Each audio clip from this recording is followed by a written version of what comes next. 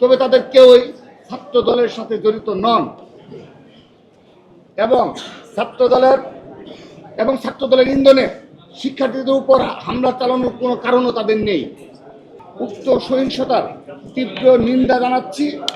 এবং এসব ন্যাক্কারজনক হামলা ও হামলার উস্কানিতে জড়িত যেই হোক না কেন সুষ্ঠু তদন্তপূর্বক তাদের সকলকে বিচারের আওতায় এনে সর্বোচ্চ শাস্তি নিশ্চিত করার দাবি জানাচ্ছি। প্রিয় সাংবাদিক ভাই ও বোনেরা, আপনারা অবগত আছেন যে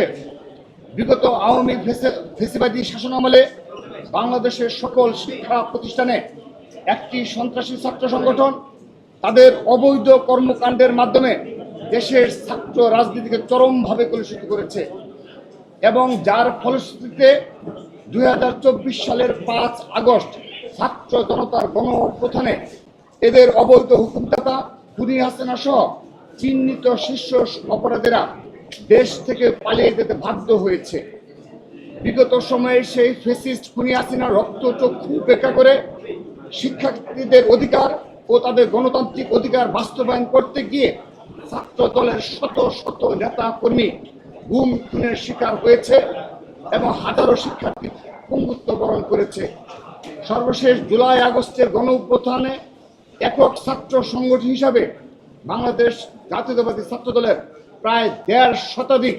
নেতা কর্মী সমর্থক শহীদ হয়েছেন। গুম খুন ও শহীদ হওয়া সকলের রক্তের উপর দাঁড়িয়ে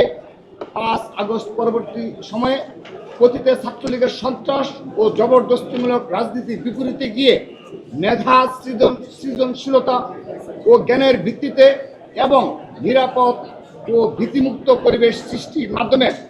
বাংলাদেশের সকল শিক্ষা প্রতিষ্ঠানসমূহে গণতান্ত্রিক ক্যাম্পাস বিনির্মাণের লক্ষ্যে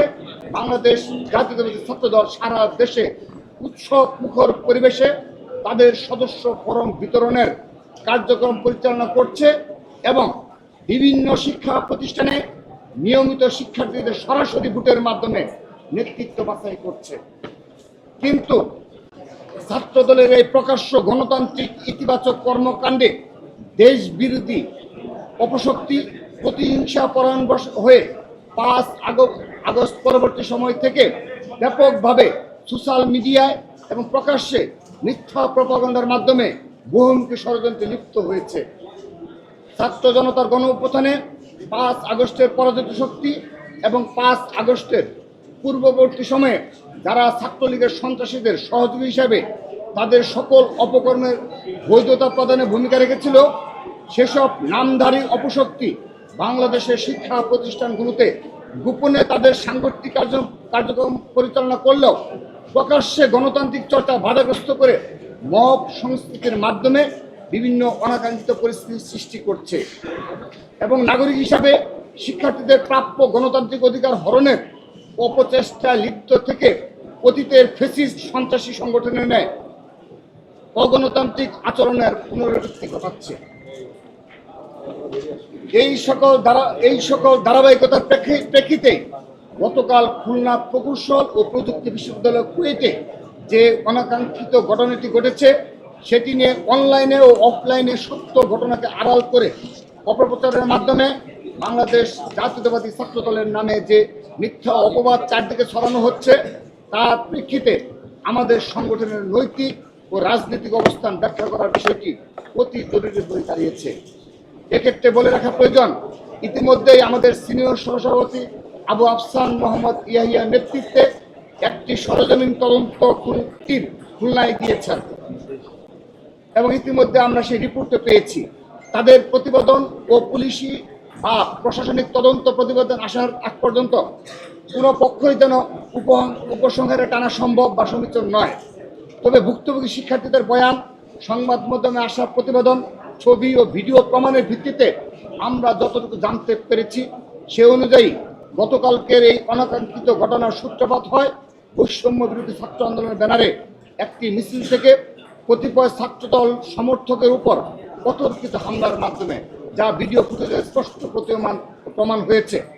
সেই মিছিল থেকে ধারণকৃত একটি ভিডিওতে দেখা যায় যে যখন ভুক্তভোগী সেই শিক্ষার্থীরা ক্লাস শেষে অতি সাধারণভাবে মিছিলটির পাশ দিয়ে হেঁটে যাচ্ছিলেন, তখন বৈষম্যবিরোধী ছাত্র আন্দোলনের কুয়েট কমিটির আহ্বায়ক মোহাম্মদ উমর ফারুক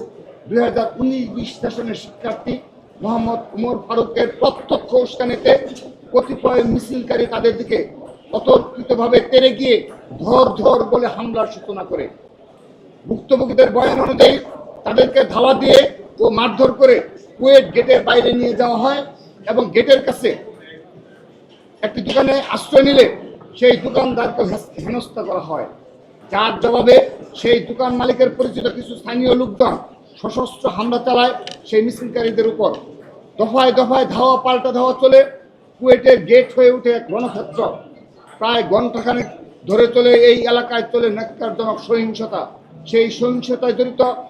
কতিপয় স্থানীয় দলীয় কর্মীকে ইতিমধ্যেই